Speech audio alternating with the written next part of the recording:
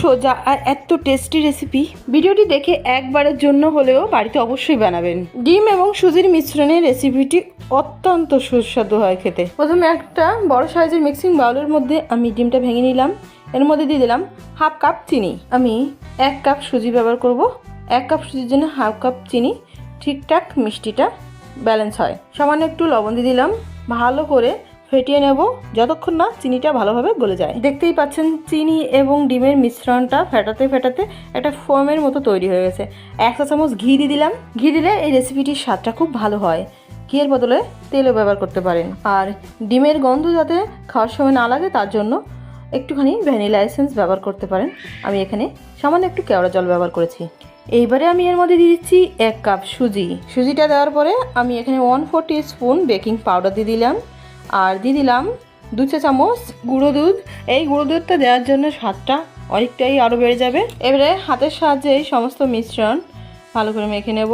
এটা এরকম একটু ঝুরঝুরের মতো দেখাচ্ছে, এরকম হলে 1 চা চামচ জলও দিয়ে নিতে পারেন। আমি অবশ্য কিছু দেবো না। এইভাবেই আমি হাতে সামান্য একটু জল লাগিয়ে ঢেকে রেখে দেবো 5 মিনিটের জন্য। তারপরে এগুলো কিন্তু আরও সুন্দর নরম এবং সেট হয়ে যাবে। দেখতেই পাচ্ছেন বন্ধুরা, সুজির এই ডোটা কত সুন্দর হয়ে গেছে।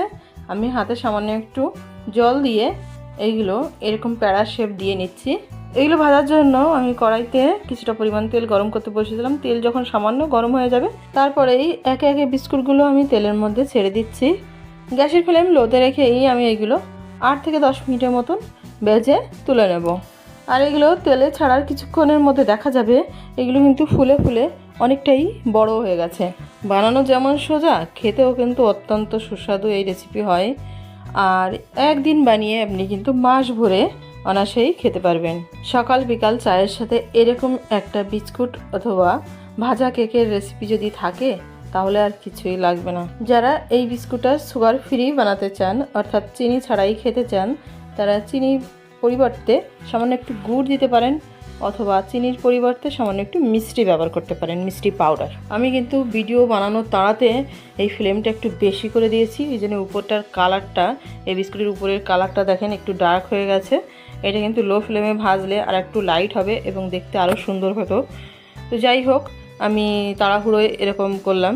আর এর ভিতরটা দেখেন কত সুন্দর, কেকের মতন স্পঞ্জ, কিন্তু কেকের মতন নরম হয়নি, এটা বিস্কুটের মতো শক্ত হয়েছে।